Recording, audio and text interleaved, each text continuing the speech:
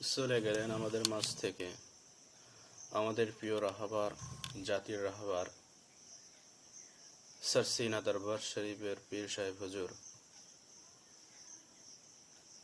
আজ রাত 2টা 11 তিনি হাসপাতালে ইন্তেকাল করেন। 10ই মুহররম। আমাদের মাঝে তিনি চলে গেছেন ভালো একদিনে। তার জানাজার 18ই জুন বৃহস্পতিবার আসরবাদ তার নিজ দরবারে সরসিনা দরবার শরীফে অনুষ্ঠিত হবে।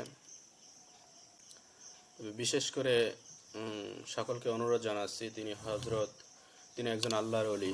এতদিন যারা পোস্ট করেছেন ভিডিও অথবা তার ছবি দিয়ে, এখন তিনি মারা গেছে, আশা করি কেউ ছবি দিয়ে তার মৃত্যুর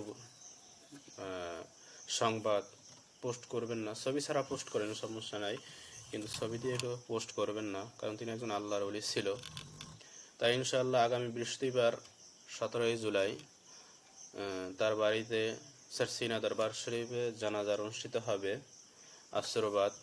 ইনশাআল্লাহ সকলে উপস্থিত থেকে তার জন্য দোয়া ইনশাআল্লাহ।